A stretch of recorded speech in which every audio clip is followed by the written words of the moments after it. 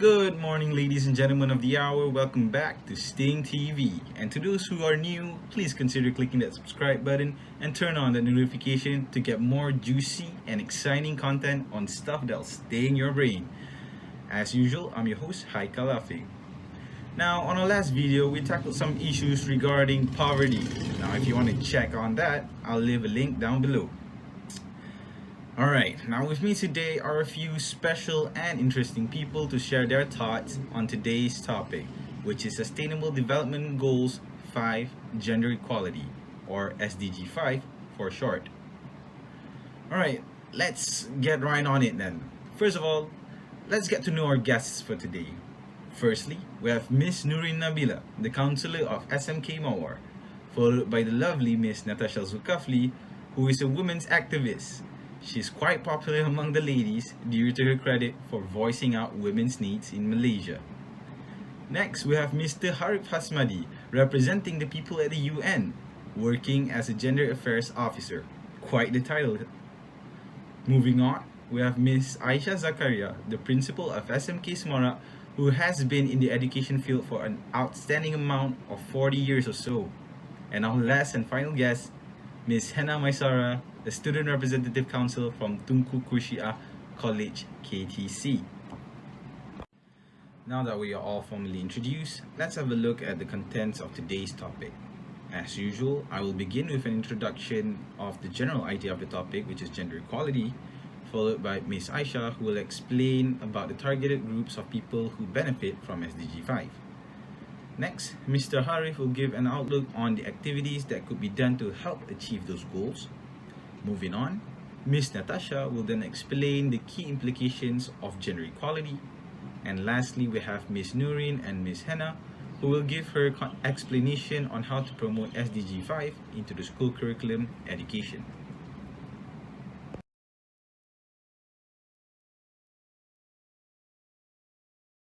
Alright, now so what is gender equality, you may ask? Gender equality, also known as sexual equality or equality of the sexes, is the state of equal ease of access to resources and opportunities regardless of gender, including economic participation and decision making, and the state of valuing different behaviors, aspirations, and needs equally regardless of gender. Ultimately, gender equality is the goal, while gender neutrality and gender equity are practices and ways of thinking that help in achieving the goal. Gender parity, which is used to measure gender balance in a given situation, can aid in achieving gender equality, but it is not the goal in and of itself. Gender equality is more than equal representation. It is strongly tied to women's rights and often requires policy changes. As of 2017, the global movement for gender equality has not incorporated the proposition of genders besides women and men or gender identities outside of the gender binary. Let's look at what others has to say about gender equality. UNICEF mentions that gender equality means that women and men and girls and boys enjoy the same rights, resources, opportunities, and protections. It does not require that girls and boys or women and men to be the same, or that they to be treated exactly alike, basically saying that gender equality should be treated as equal rights for everyone. Meanwhile, the United Nations Population Fund's UNFPA argues about the long-journeyed battle of gender equality. Quote, "Despite many international agreements affirming their human rights, women are still much more likely than men to be poor and illiterate. They have less access to property ownership, credit, training, and employment. This partly stems from the archaic stereotypes of women being labeled as childbearers and homemakers. Rather than the breadwinners of the family, they are far less likely than men to be politically active and far more likely to be victims of domestic abuse." Moving on, I'm going to read you a quote. "Find your identity, your true self, and live your mission. Your power is your radical self. Find it." A beautiful quote from a beautiful person. Those are the words uttered by someone who is now fighting for gender equality. This is not a battle of gender, but rather a battle within ourselves. When men and women alike should stand up for what is right. Now, a little extra information about her. Aya Chebi is a pan-African feminist and world-renowned blogger. She's passionate about empowering youth to fight for change, which she does as an African Union Youth Envoy. She's also the founder of the youth program of Holistic Empowerment Mentoring, Africa Youth Movement, and Africis, a youth leadership program. Earlier this year, she took her skills to the Women's 7 Summit in Paris to advocate for women and girls on a global stage. She shared her thoughts on a website titled The Only Way We Can Fight Injustice. If you're interested in reading it, I'll leave a link down below. Now, the overall purpose or the objective of SDG 5 is to achieve gender equality and empower all women and girls. That said, women and girls everywhere must have equal rights and opportunity and be able to live free of violence and discrimination. Women's equality and empowerment is one of the 17 Sustainable Development Goals, but also integral to all dimensions of inclusive and sustainable development. In short, all the SDGs depend on the achievement of Goal 5. Gender equality by 2030 requires urgent action to eliminate the many root causes of discrimination that still curtail women's rights in private and public spheres. For example, discriminatory laws need to change and legislation adopted to proactively advance equality. And with that, we are done with the introductions. And now let's move on to Miss Aisyah, who will share her thoughts on the targeted groups of people who will benefit from SDG 5. Hello everyone. I hope you're doing fine from wherever you are watching this right now. And thank you so much to Sting TV for giving me this opportunity to talk about the topic of gender equality in SDG 5. So, to begin with, as a teacher myself, I am fully aware of the importance of having the knowledge about this topic. And now, I am going to explain to you about the target groups of the SDG 5. But before we dig even deeper into this segment, let's look at some of the key facts and figures that I have collected while doing some research on this issue. Now, did you know that women earn only 77 cents for every dollar that men get for the same work? And then, 35% of women have experienced physical and sexual violence, or either one of those. Other than that, women represent just 13% of agricultural landholders. Moreover, almost 750 million women and girls alive today were married before their 80th birthday. However, 2/3 of developing countries have achieved gender parity in primary education, but there is only 24% of national parliamentarians that were women as of November 2018, which is a small increase from 11.3% in 1995.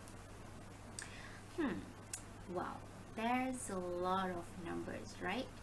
However, they are merely not just some random numbers that we see on the graph or the charts or any other infographic that we have seen on the net.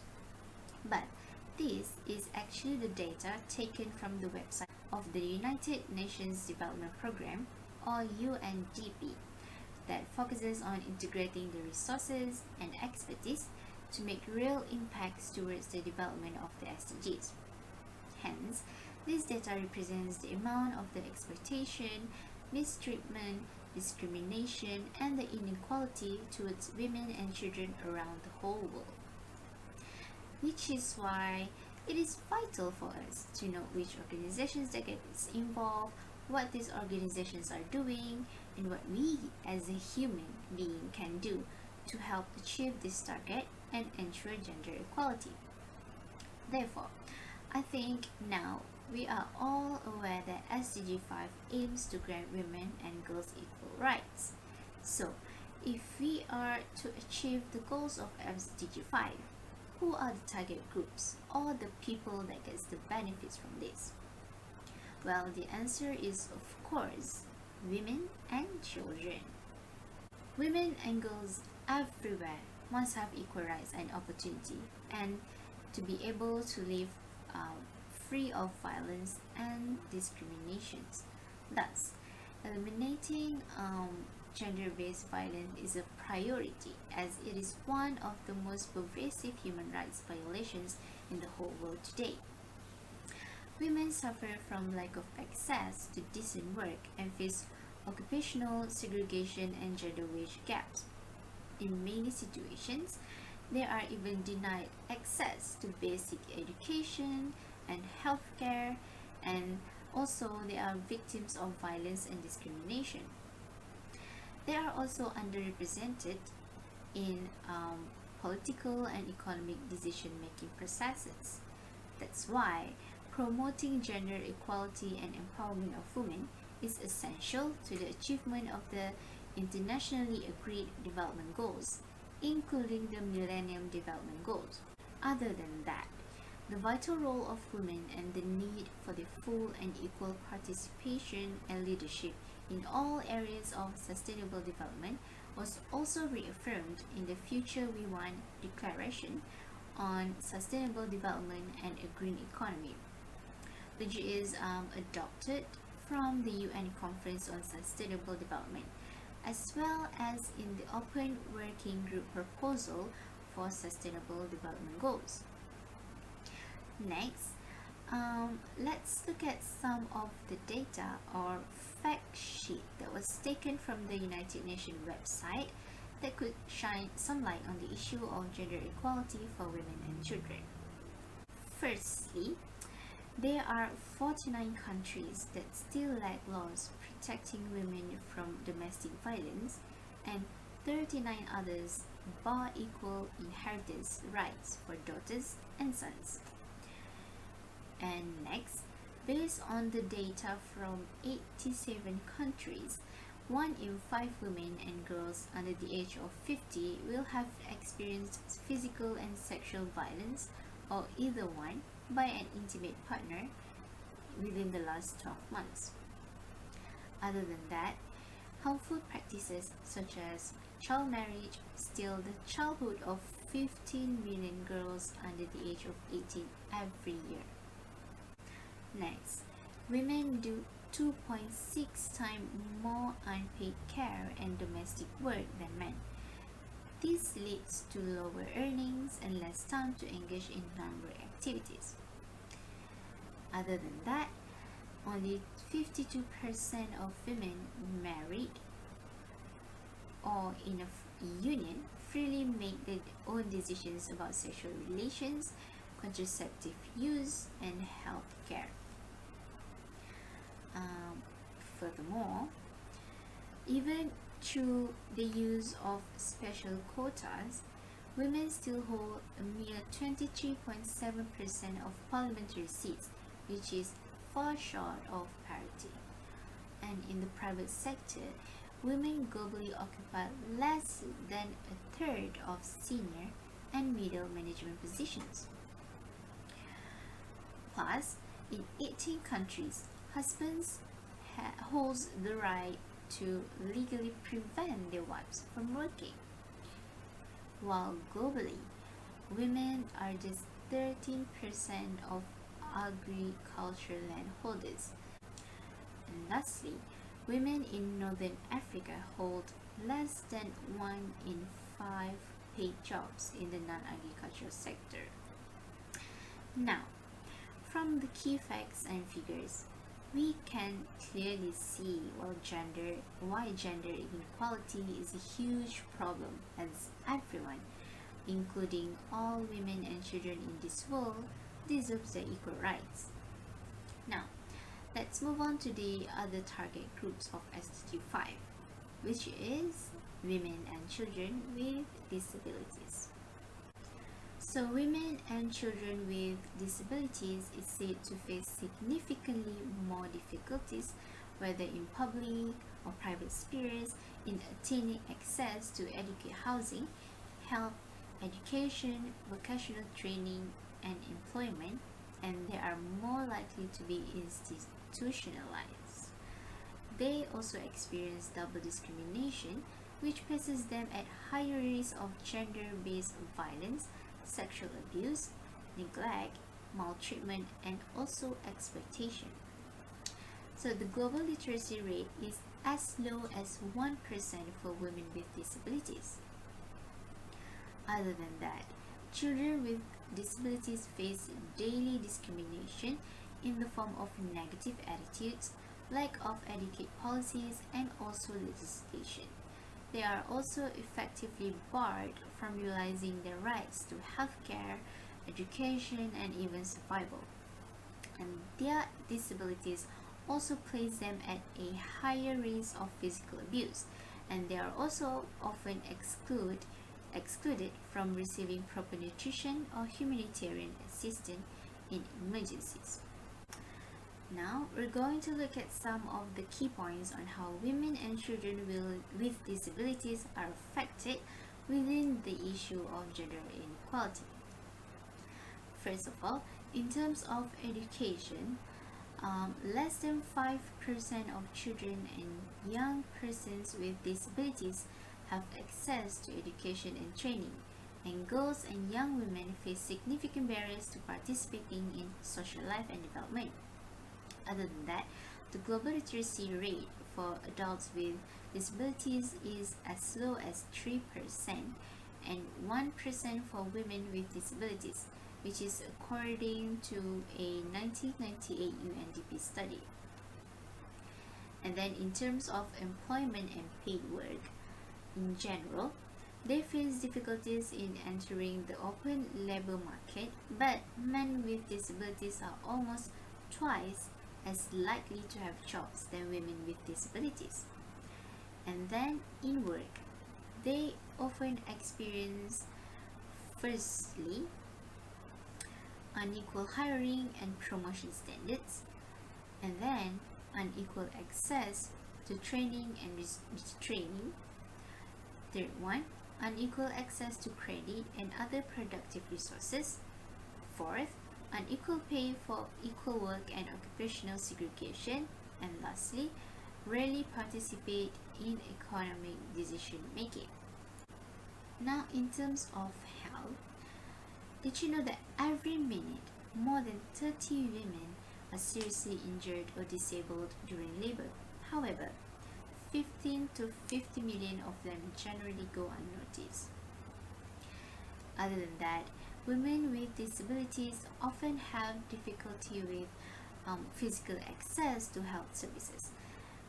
And then women with mental disabilities are particularly vulnerable and susceptible of the risk to mental health as a result of gender discrimination, violence, poverty, armed conflict, dislocation, and other forms of social deprivation. And lastly, depressive disorders account for close to 41.9% of the disability from neuropsychiatric disorders among women compared to 29.3% among men. Next is in terms of housing. Now, women with disabilities face significant barriers in accessing adequate housing and services. They are more likely institutionalized than men with disabilities. So, in addition to this, the COVID-19 pandemic has made this effort increasingly difficult as it has given some negative impacts towards women and children around the whole world. For example, before the pandemic, fewer girls are forced into an early marriage, and there are more women in leadership roles. They represent around 25% of the national parliaments and around 36% in local government by the year of 2020. However, despite these improvements, full gender equality remains unreached. Lockdowns are increasing the risk of violence against women and girls in terms of physical, sexual, and including psychological abuse.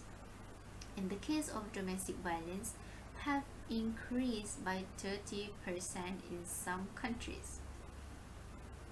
Other than that, women are also on the front lines of fighting the COVID-19, as they account for almost 70% of health and social workers. Besides that, women bear additional household burdens during this pandemic, despite having to already spend about 3 times as many hours in unpaid domestic and care work as men. So, in order to increase the efforts and reach full gender equality around the whole world, there are some organizations that also get involved in making significant difference towards achieving these goals. And all of these organizations are responsible in various different ways to help make this world a better place for all women and children. So, one of these organizations is UN Women. If you haven't heard of UN Women, they actually works for the empowerment of women. Other than that, the organization is called Equality Now, where they advocate for the protection and promotion of the human rights of women and girls. Next is Vital Voices. They actually work with women leaders in the areas of economic empowerment, women's political participation, and human rights. Next is UNDP. As I have mentioned before, UNDP actually works to promote women's participation and leadership in all forms of decision making. Other than that, UNICEF builds partnership across the global community to accelerate gender equality. And lastly is WHO. So WHO is working for a world in which no one misses out on health services because of the gender or for any other reason. So all in all, it is very clear that knowing the target groups for SDG 5 is important, as it helps us to narrow down our focus specifically to women and children around the globe. But there are also other efforts that needs to be done to help us reach the gender equality, which is by knowing the activities that could be done to help achieve the goals of SDG 5. And for that, I am going to let Mr. Harrith do the explanation for you regarding the activities involved. So goodbye now. Thank you so much, Miss Aisyah, for your explanation on who gets the benefits from SDG 5. Next, let's welcome Mr. Harrith from the United Nations to explain more about the activities that could be done to help achieve the target. Hello everyone, it is definitely a pleasure and an honor to be given the opportunity to be on this show.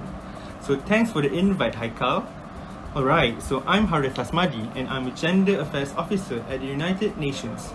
Today, I'll be talking specifically about one of the Sustainable Development Goals, which is gender equality.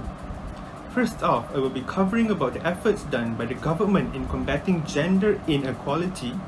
Secondly, how every single person can contribute towards making a change. And finally, how the current pandemic affects gender equality. Alright, so without wasting any time, let's dive in. Now, let's take a look at the efforts done by the government in combating gender inequality. These efforts can be put into 3 different categories, which are law, policies, and long-term strategies. First, let's look at some of the laws introduced by our government in advocating gender equality.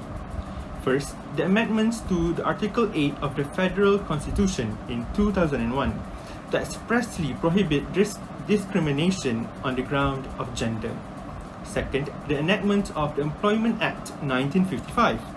Under this law, every female employee shall be entitled to maternity leave for a period of not less than 60 days. Third, the amendments to the Income Tax Act 1967. Under this law, women taxpayers with children aged up to 2 years old are eligible for a tax relief which can be claimed once every 2 years. Not only that, to encourage and support women to return to work while they are still breastfeeding, a new tax relief of up to 1,000 ringgit has been introduced for the purchase of breastfeeding equipment. Fourth, the enactment of the Domestic Violence Act in 1994. Under this law, domestic violence victims can seek protection against further abuse. The law applies to immediate family members including spouses, ex-spouses, de facto spouses, children including adopted ones, adults with mental or physical disabilities, and other persons considered part of the family. Finally, the amendment to the Penal Code in 1989, 2002, and 2003 to enhance the penalties for rape, and in 2002 to enhance penalties for offences relating to prostitution. Next, here are some of the policies the government came up with to achieve gender equality. First, in an effort to allow women in the public sector to care for their newborn and to encourage breastfeeding, maternity leave of up to 60 days was allowed for a maximum of up to 5 children with effect from May 1998. Second, male civil servants can now enjoy longer paternity leave to assist their wives and children in household cares.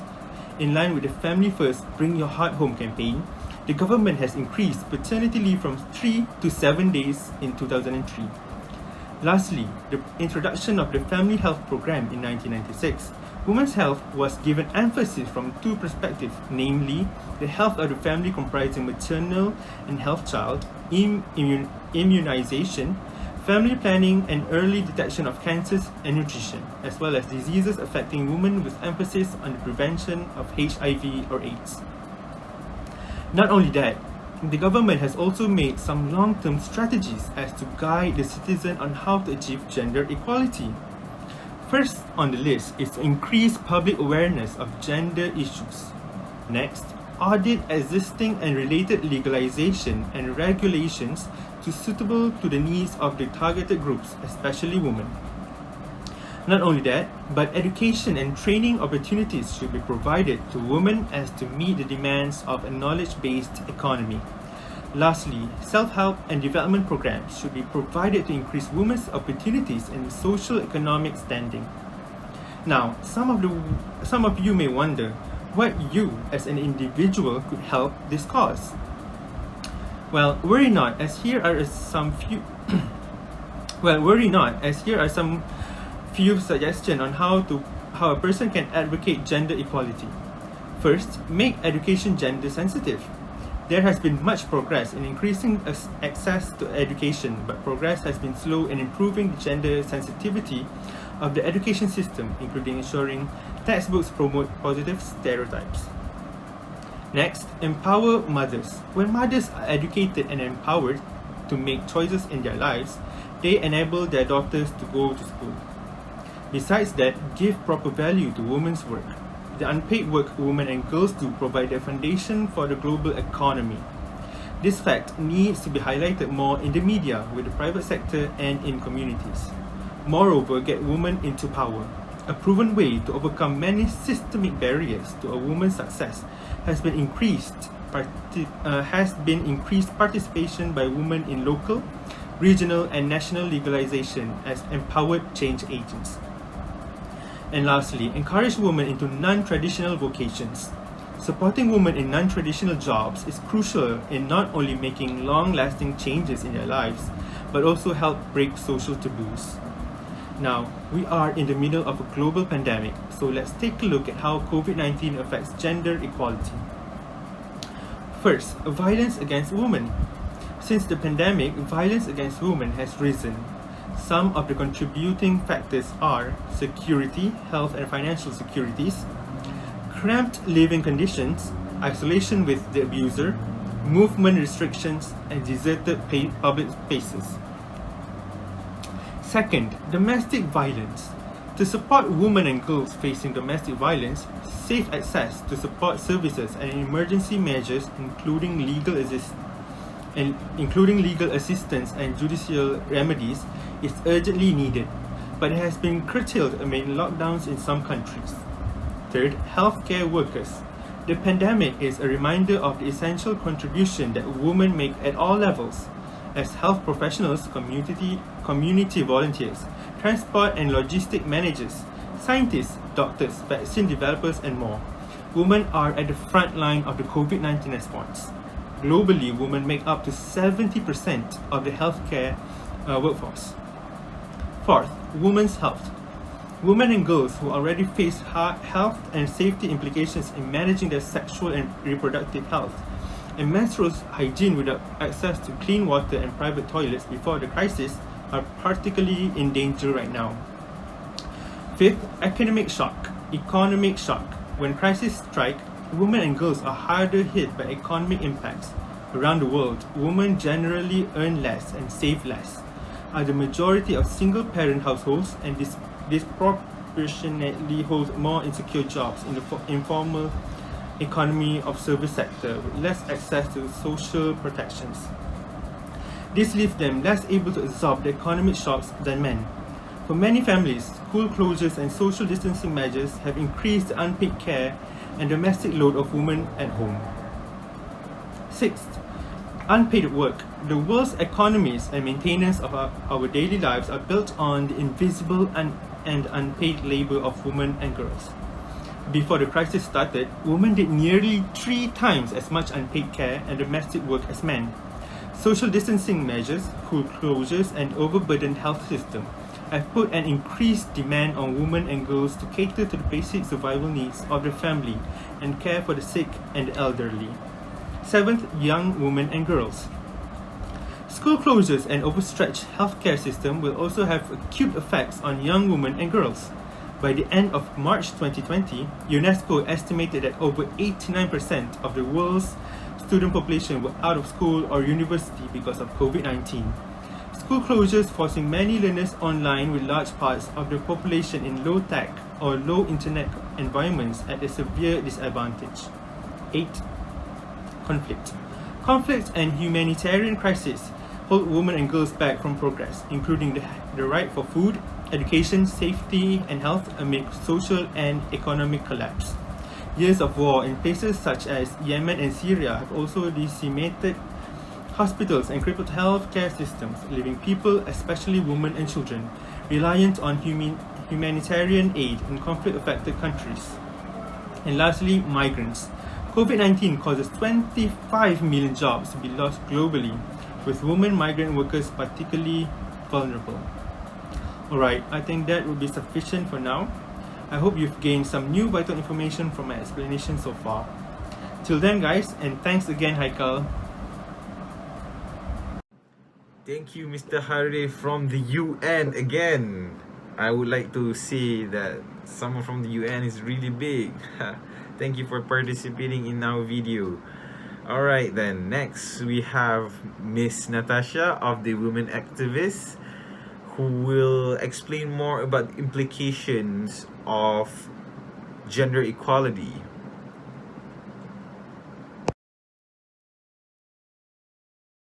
Hi everyone, I just want to say welcome to whoever that's currently tuning in this channel. So before we start, let me introduce myself. My name is Natasya and I am an activist for women's rights.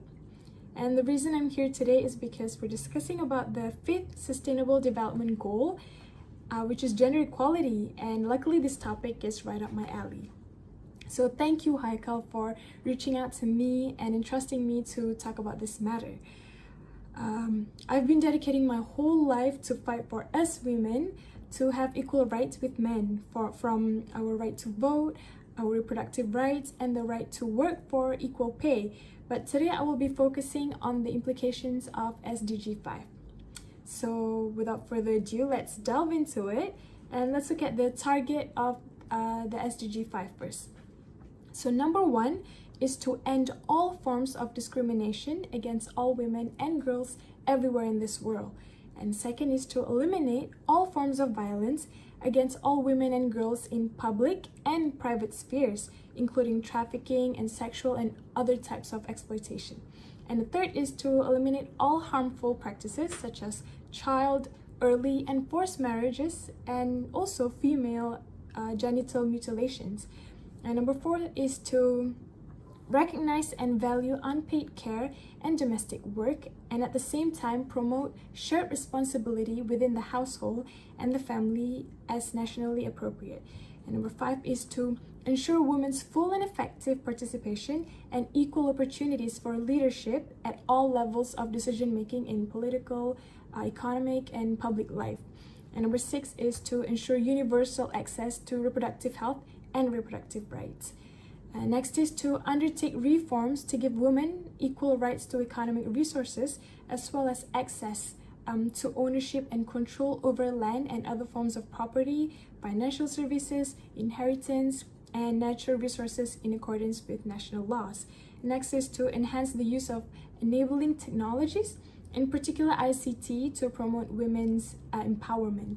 And lastly is to adopt and strengthen sound policies and enforceable legislation for the promotion of gender equality and empowerment of all women and girls at all levels. So we know that this COVID-19 pandemic deepens economic and social stress because of the restricted movement and social isolation measures. This has resulted in gender-based violence to increase exponentially, and many women are being forced to lock down at home with their abusers, and at the same time, services to support survivors are being disrupted or made inaccessible. So across every sphere, from health to economy, security to social protection, the impacts of COVID-19 are exacerbated for women and girls simply because of their sex. And in April 2020, the UN Secretary General said, limited gains in gender equality and women's rights made over the decades are in danger of being rolled back due to the COVID-19 pandemic. So urging governments to put women and girls at the center of their recovery efforts. And in reality, women are not only being hit hardest by this pandemic, but they're also the backbone of recovery in communities. Putting women and girls at the center of economics will fundamentally drive better and more sustainable development outcomes for all and support a more rapid recovery to achieve the sustainable development goals. So let's address the implications of COVID-19. Firstly is to ensure women's equal representation in all COVID-19 response planning and decision making. So evidence across sectors, including economic planning and emergency response, it demonstrates that policies that do not consult women or include them in decision making are simply less effective and can even do harm. So women's organizations, who are often on the front line of response in communities, should be represented and supported. And secondly is to pay explicit attention to the role of women as frontline health workers. And special attention needs to be given to the health, psychosocial needs and work environment of frontline female health workers, including nurses, community health workers, and as well as facility support staff. And personal protective equipment should be the appropriate size for women. For example, like the mask that we wear. It has been found that masks and covers, they were sized using the default size of a man, so they're often used in design and production, which left women more exposed. Plus, it is crucial to include products such as essential hygiene and sanitation items. Third is to drive transformative change for equality by addressing the care economy, paid or unpaid.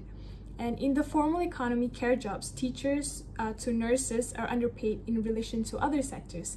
And at home, women perform the majority care work that are unpaid and invisible. So both of these are fundamental to daily life and the economy, but are looked down upon and considered a gender norm. Next is to ensure that women and girls have access to COVID-19 public health messages. Healthcare response must facilitate the development of targeted messaging on public health to the different contexts and concerns of women and girls with limited access to education, and therefore low levels of literacy in some settings. Messaging must be accessible and culturally appropriate and understandable by all. So accurate COVID-19 prevention and medical information should also be distributed in conflict-affected contexts to reach all women and girls, including those in refugee and settlements, for internally displaced people, as well as in remote and rural communities. So the COVID-19 pandemic provides an opportunity for radical positive action to redress long-standing inequalities in multiple areas of women's life and to build a more resilient world. There are tremendous challenges that have implications on women's lives, and they also hold back progress for families, communities, and nations. So addressing them requires both targeted efforts, focus on gender equality and women's empowerment, and multidimensional approaches that take into consideration the experiences, needs, and contributions of women as part of all development efforts. For example, recognizing and reducing women's unpaid work is essential both for reducing poverty and also for promoting inclusive and sustainable economic growth. In most developing countries, women spend at least twice as much time as men on unpaid work, and this deprives women of time for earning income, getting an education, acquiring new skills, and participating in public life. So investing in the public provision of care services will create more and better jobs for women and reduce gender and socioeconomic inequalities. So these gender disparities in labor force participation must also be a key part of poverty reduction and growth strategies, as they not only hinder human development but also represent a substantial loss of economic potential. And approximately 73% of the global jobs gap in 2014 was due to a shortfall in employment among women, who comprise only about 40% of the global workforce. Next is ensuring women's equal access to agricultural resources would contribute substantially toward ending hunger and achieving food security and improved nutrition. While women account for an average of 50% of the agriculture workforce in East and Southeast Asia, and much more in some individual countries, women have less access than men to productive resources such as seeds and tools and opportunities. And according to the Food and Agriculture Organization, with the same access to productive resources, rural women could increase yields on their farms by 20 to 30%. This could increase agricultural output in developing countries between 2.5 and 4%, which could in turn reduce the number of undernourished people in the world by 12 to 17%. Next, ensuring that girls and women have access to clean water and sanitation facilities also has multiplier effects, given the significant impacts of poor sanitation on the safety, well-being, and educational prospects of women. Women and girls often bear the primary responsibility of gathering water. In sub-Saharan Africa, for example, women and girls cumulatively spend 40 billion hours a year collecting water, which deprives them of, again, time to earn money, to learn new skills, to get an education, and even participate in public life. So safe and convenient access to water and sanitation facilities also increases privacy and reduces risk to women and girls of sexual harassment while gathering water.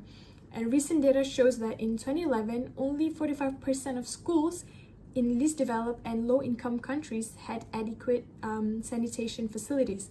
The lack of such facilities often keeps girls out of school, which has a long-term impact on their future prospects.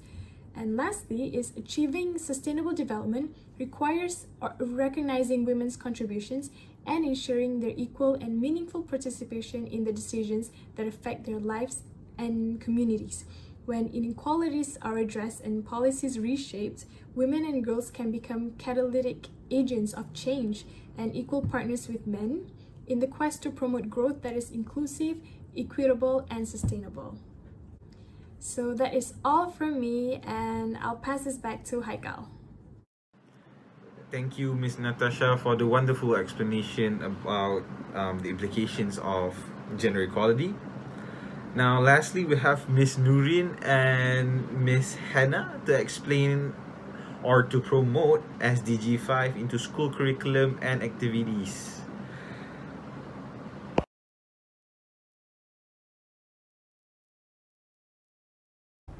Hello to every single soul that is watching this video right now. My name is Hannah Maisarah. I'm from Tukul Kursia College, TKC, representing all the students in Malaysia, also as my school friends, to talk about this issue. I would like to thank Sting TV as well and Haikal as the admin for inviting me to share a bit of my opinions on the issue. Well, I think gender equality is definitely a hot topic. Through social media, film, news stories, we are learning more about what gender means and how ideas of traditional gender roles affect young people, especially those in my age where girls are expected to fulfill certain ridiculous expectation. So I think it is crucial for educators to highlight and promote gender equality in classrooms. First, the question is, how do we actually promote SGD5 into school curriculums and activities? So as a student representative, I think it is imperative to note that we as a society are responsible for this issue, and that everyone should get involved. These include teachers, parents, academic and non-academic staff, as well as school administrations should be actively involved. Well, these shall in turn also allow them to be exposed to gender equal values and practices, also questions long-held beliefs and attitudes about gender. According to a survey involving over 2,000 children ages 4 to 16, found that from an early age, children make assumptions that confirm gender stereotypes. Children learn how to think about themselves and others from the message they hear in the society. And often these messages include stereotypes about gender that stick with them for the rest of their lives. So I think it is important to note that every person has the right to meet their full potential by setting up a more gender neutral classroom in schools. So I think society as a whole can break down social norms that promote gender inequality and gender-based violence through education. There are a few ways that we can promote gender equality or SDG5 into school curriculum and activities, which the first two are curricular changes and awareness lessons. Okay, so what does curricular changes mean? We know that there is a lot in common between education and gender equality. Both are equally an important instrumental to development of a society, yet is the case in many contexts. One functions to detriment of the other. So I think the first step for us to achieve balanced gender equality starts from the curriculum itself. Well, did you guys know that Turkey's national action plan for gender equality and the form of gender equality attitude of Higher Education Council state that the issue of gender inequality must be included in all schools curriculum of various undergraduate and graduate programs. This is to ensure and to make their curriculum more gender sensitive. Well, let's hope our country, Malaysia, would make compulsory to implement content in school textbooks, especially to be more gender sensitive as well. A review of the school curriculum across grades may be useful in addressing gender biases that give rise to gender bias inequalities prevalent in society. For example, re-auditing school textbooks contents for gender sensitivity. So from the slides here, you could see both of the pictures are taken from our English textbook. The first picture depicts another gender stereotype action. The first picture, where the image shows girls as if like serving food to the boys. These act by nature illustrates the gentle action that often associated with girls to show femininity. Whereas in the second picture, the pictures below portray an image of mother and daughter in the kitchen and depicts a cleaning action with only two female characters. I think this somehow portrays an apparent gender stereotype act of women being the ones to accomplish tasks in the kitchen, like washing the dishes and then you dry the plates. I think Asians especially often heard that phrases like women always belong in the kitchen. So I think these issues that we need to highlight in school. Okay, so now let's take a look. How do we change curriculum exactly? Well, first, we need to develop and reform the curriculum itself. How do educators need to do it? First is they need to avoid stereotyping children. Actually, this starts from home and then school, where we need to avoid describing boys should have certain traits and girls should have these certain soft personalities or so on. For example, my parents did this as well. We tend to stereotyping boys as noisy and loud, girls as calm and sweet, boys show less emotions, and girls cry more readily. I think we should note that these often subconscious assumptions will affect our behavior and expectations towards the children. Second is use gender neutral language. This is also important. In classroom, teachers should avoid language that can reinforce some sort of like assumptions about gender.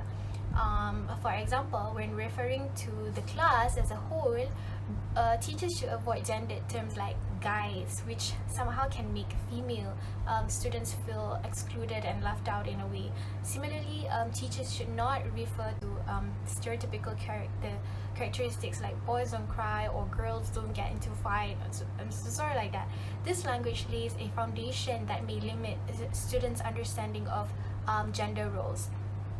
The third one is, when we talk about reforming the curriculum, it means that we need to ensure the national curriculum does not perpetuate gender bias and discrimination, and it is relevant to the needs of both girls and boys.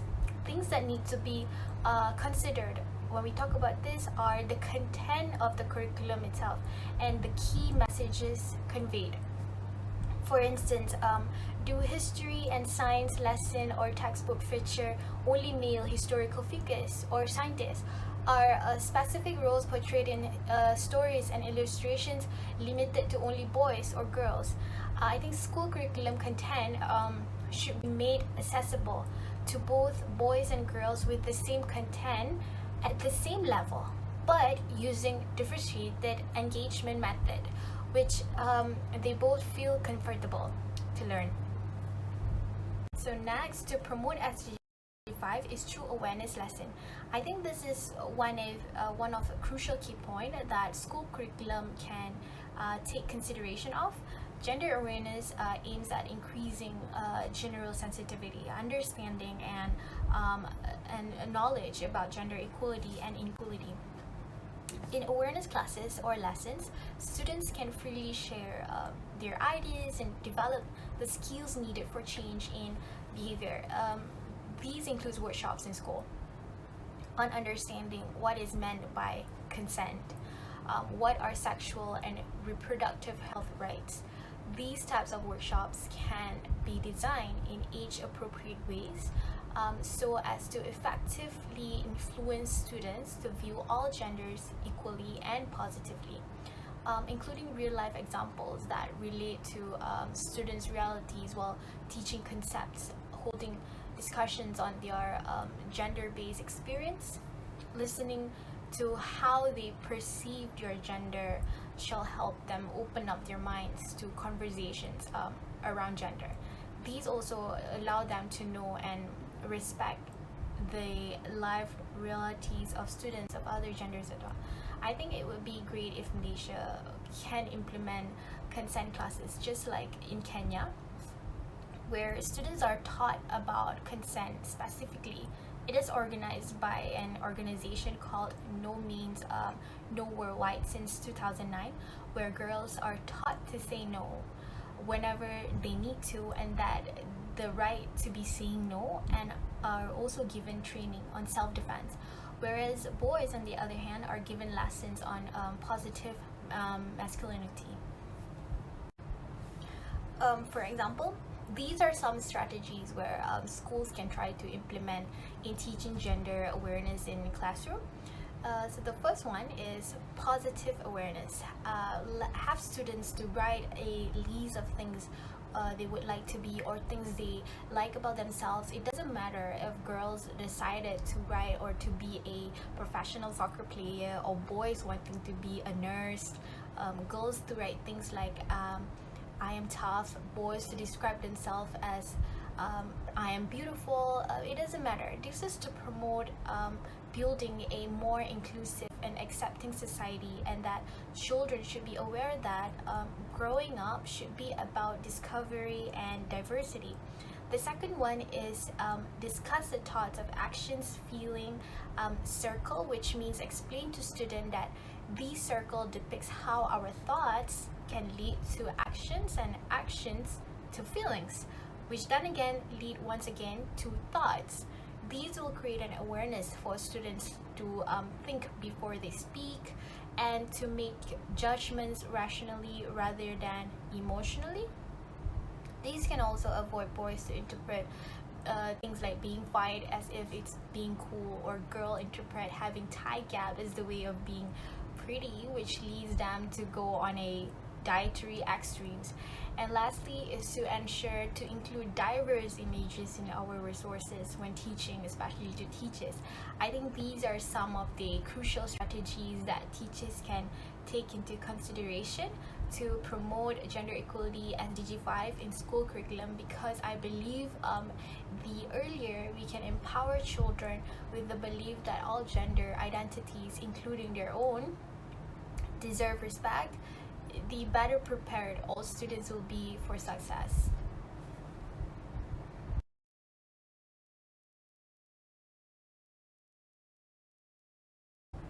Hello to every single soul that is watching this video right now. My name is Maisarah.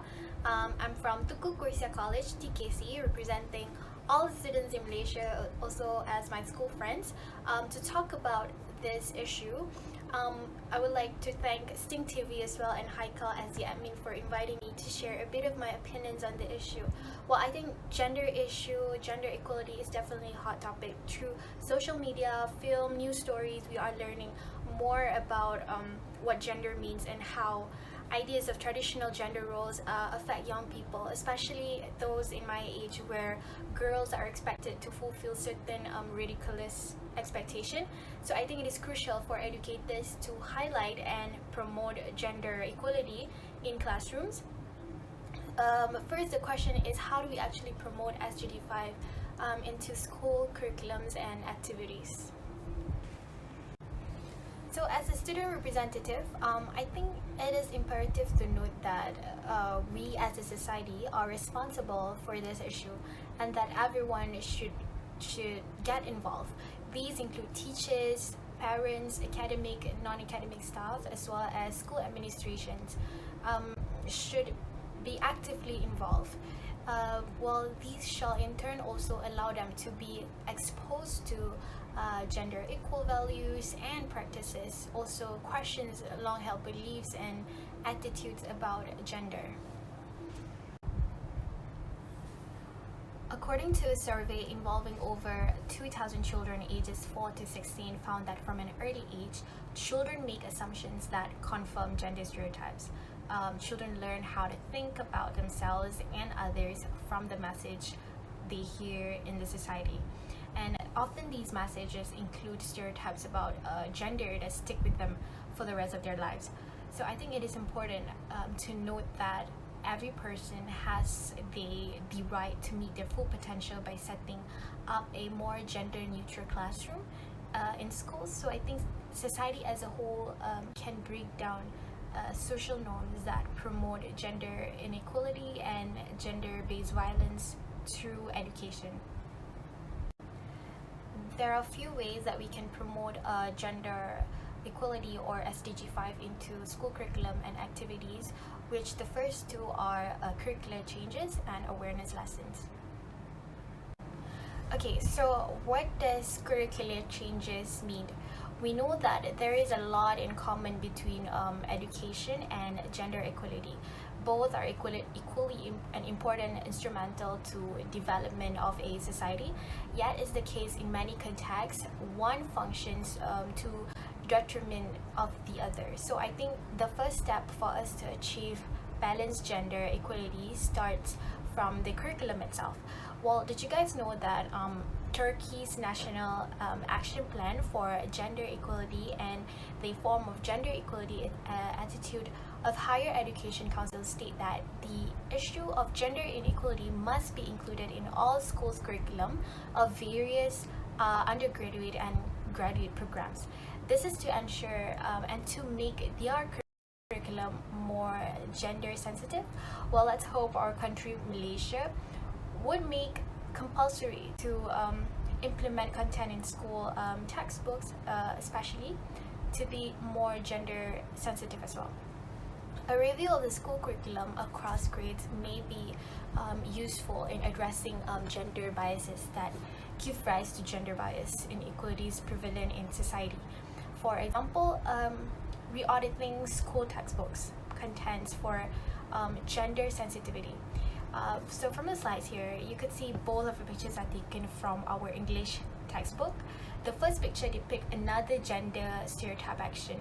The first picture, where the image shows girls as if like serving food to the boys. These act by nature illustrates the gentle action that often associated with girls to show femininity. Whereas in the second picture, the pictures below portray an image of mother and daughter in the kitchen and depicts a cleaning action with only two female characters. I think this somehow portrays an apparent gender stereotype act of women being the ones to accomplish tasks in the kitchen, like washing the dishes and then you dry the plates. I think Asians especially often heard that phrases like women always belong in the kitchen. So I think these issues that we need to highlight in school. Okay, so now let's take a look. How do we change curriculum exactly? Well, first, we need to develop and reform the curriculum itself. How do educators need to do it? First is they need to avoid stereotyping children. Actually, this starts from home and then school, where we need to avoid describing boys should have certain traits and girls should have these certain soft personalities or so on. For example, my parents did this as well. We tend to stereotyping boys as noisy and loud, girls as calm and sweet, boys show less emotions, and girls cry more readily. I think we should note that these often subconscious assumptions will affect our behavior and expectations towards the children. Second is use gender neutral language. This is also important. In classroom, teachers should avoid language that can reinforce some sort of like assumptions about gender. For example, when referring to the class as a whole, teachers should avoid gendered terms like guys, which somehow can make female students feel excluded and left out in a way. Similarly, teachers should not refer to stereotypical characteristics like boys don't cry or girls don't get into fight, so sort of like that. This language lays a foundation that may limit students' understanding of gender roles. The third one is when we talk about reforming the curriculum, it means that we need to ensure the national curriculum does not perpetuate gender bias and discrimination, and it is relevant to the needs of both girls and boys. Things that need to be considered when we talk about this are the content of the curriculum itself and the key messages conveyed. For instance, do history and science lesson or textbook feature only male historical figures or scientists? Are specific roles portrayed in stories and illustrations limited to only boys or girls? I think school curriculum content should be made accessible to both boys and girls with the same content at the same level, but using differentiated engagement method, which they both feel comfortable to learn. So next, to promote SDG 5 is through awareness lesson. I think this is one of a crucial key point that school curriculum can take consideration of. Gender awareness aims at increasing general sensitivity, understanding, and knowledge about gender equality and inequality. In awareness classes or lessons, students can freely share their ideas and develop the skills needed for change in behavior. These include workshops in school on understanding what is meant by consent, what are sexual and reproductive health rights. These types of workshops can be designed in age-appropriate ways so as to effectively influence students to view all genders equally and positively, including real-life examples that relate to students' realities while teaching concepts, holding discussions on their gender-based experience, listening to how they perceived your gender shall help them open up their minds to conversations around gender. These also allow them to know and respect the life realities of students of other genders as well. I think it would be great if Malaysia can implement consent classes just like in Kenya, where students are taught about consent specifically. It is organized by an organization called No Means No Worldwide since 2009, where girls are taught to say no whenever they need to, and that the right to be saying no, and are also given training on self-defense, whereas boys on the other hand are given lessons on positive masculinity. For example, these are some strategies where schools can try to implement in teaching gender awareness in classroom. So the first one is positive awareness. Have students to write a list of things they would like to be, or things they like about themselves. It doesn't matter if girls decided to write or to be a professional soccer player, or boys wanting to be a nurse.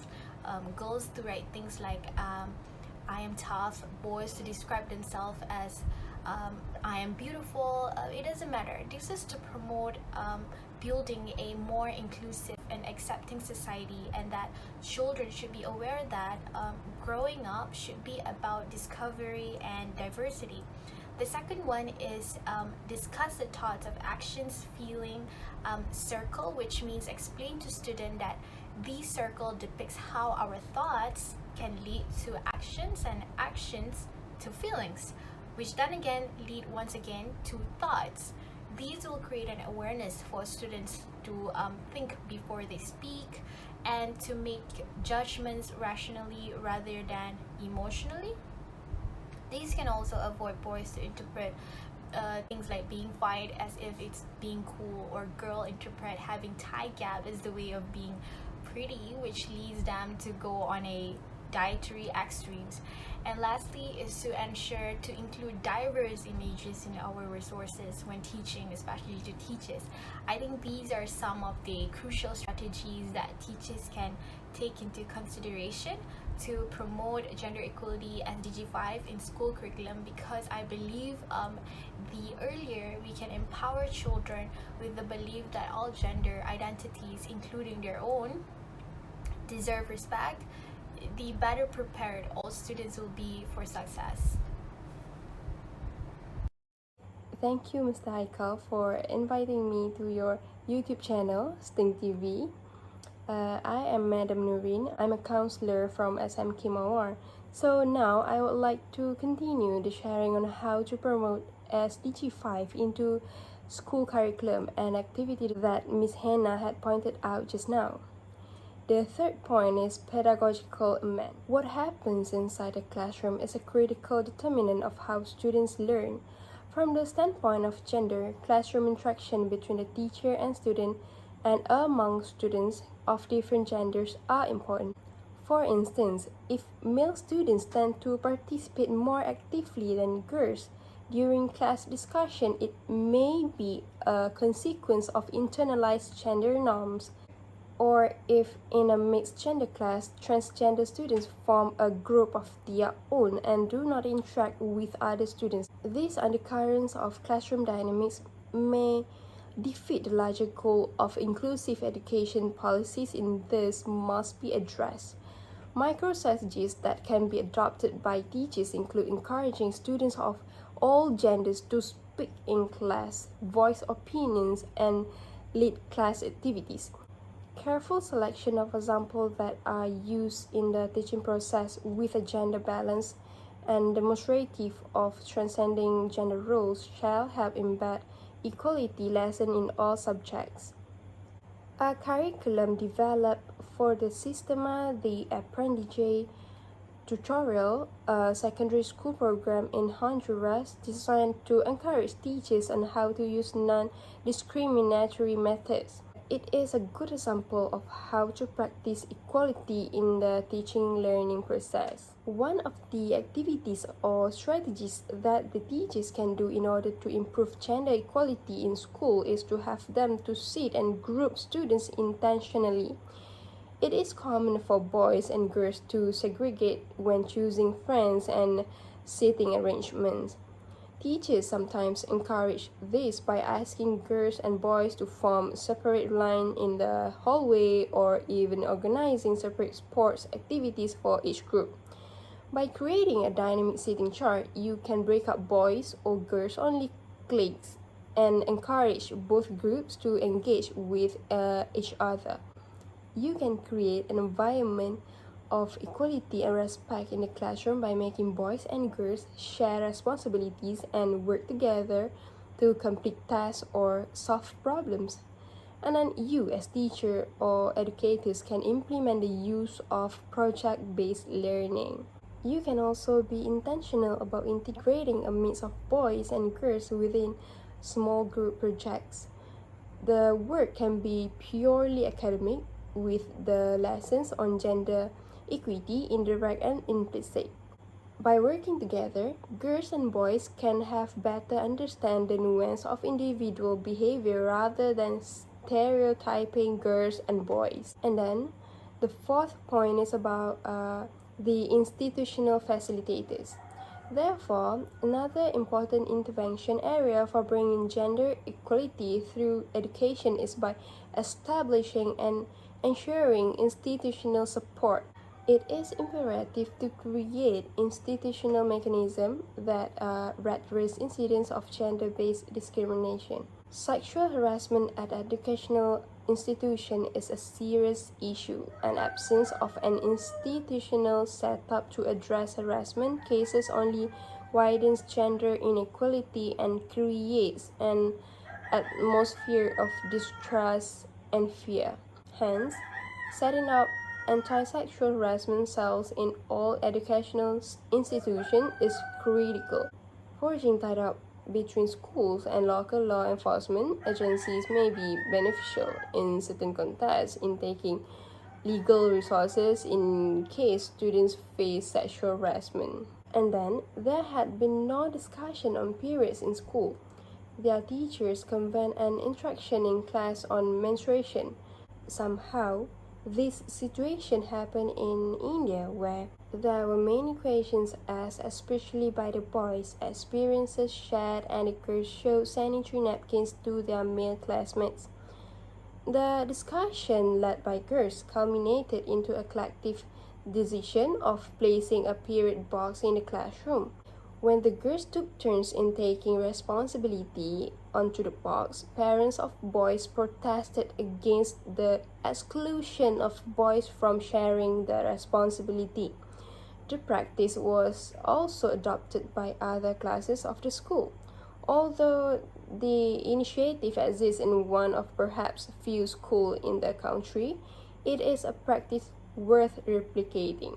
Acknowledging the importance of biological processes such as menstruation and having conversation around them is a step towards creating spaces where men and women can coexist with each other while being sensitive to each other's bodies and experiences. And then, in order to bring gender equality through education, educators and leaders should have normalized sex education in school. Over the years, many schools have taught sex education in single-gender classes, often with different content. For example, girls learning about menstruation and boys about wet dreams. Even if boys and girls have the same curriculum, some educators believe that students, especially girls, are more likely to open up and ask questions in single-gender classes. But then, I disagree.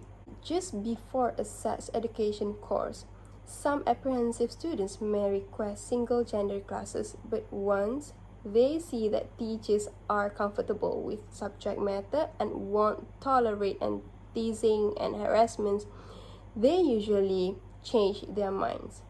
Most kids are fascinated with all the stuff they don't know about the opposite sex and want to learn about it together. My recommendation is to hold firm on co-ed classes. Ensure that teachers have the right skills and tell students that after the first couple of classes, those who still feel like they cannot learn with the opposite sex can option out. If educators or parents won't accept this approach, a compromise is to offer gender separate classes on the most sensitive topics. If even that won't fly and the battle isn't worth fighting, boys and girls might be taught separately, but all classes should get the full curriculum at school. And secondly, as teachers, we have to explain the context. If you, as teachers, hear students using phrases like "you play like a girl" or "man up," it is important to point out the social implication of these statements rather than simply admonishing the use of that kind of phrasing. Understanding how individuals or groups become marginalized through the most basic of cultural tools like language can, depending on the grade level of your students, is more important than having clear rules to simply protect students from bias. And then not to forget about opening up the classrooms to conversations about menstruation and related issues, mutual sharing of gender experiences among boys and girls, taking measure to enable a conducive environment for girls and boys alike. And then last but not least, for me, teachers should be reflective and be objective. First, pay attention to the trends above and do your best to offer more gender-neutral responses to students. An ideal configuration is to have male and female co-teachers modeling comfortable rapport on all topics, but that's not always possible. More important is that teachers are mature, comfortable talking about sex, and supportive of the goals of the course. Teachers should also have good classroom management skill. Avoid overreacting when students giggle in early lessons. Teach students to use correct vocabulary and wean them from profanity. Have a sense of humor but not allow inappropriate humor, and quickly shut down teasing and ridicule. Prepare thoroughly for each class but nimbly respond to unexpected questions. Be confident and authoritative. While admitting gaps in knowledge, be authentic but not share personal sexual experience. Encourage student participation but not let students overshare, and avoid using unapproved materials and guest speakers. And then in terms of classroom management, I believe sex education calls for more structured, teacher-centered approach than teacher might use in other subject areas. That is because the potential for teasing and inappropriate comments is very high when young people are exposed to sexual content in less structured formats like turn and talk and open-ended question. There is also the challenge of sex education's teachers being the sole center of attention as they present material that is unfamiliar and emotionally charged. I found that using PowerPoint slides is helpful for the following reasons. When everyone is looking together at what is on the screen, the focus is on the content, not the teacher. Well-sequenced and illustrated slides serve as cue cards for the teacher, making for heads-up teaching. Okay, in conclusion, however, by making effort to break down traditional gender role in the classroom, you can better prepare students to seek knowledge and participate more fully in discussion and other learning opportunities in many fields, regardless of their gender. And okay, sadly, I have to end my sharing session here, and not to forget that I would like to express my greatest gratitude to Mr. Haikal, Sting TV, and their team for inviting me and sharing and allow me to share my thoughts with all of you.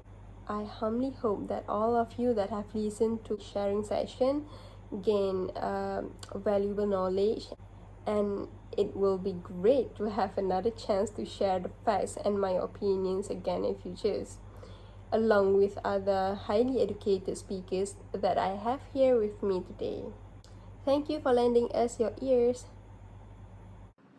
All right. Now that everyone has done explaining about their parts, I would like to say thank you to our guests for coming to my channel and explaining some things about SDG 5 regarding gender equality. Really, I hope that every one of you who watches this enjoys our channel or our video of today. Again, thank you so very much. None of this would have happened if it weren't for you guys.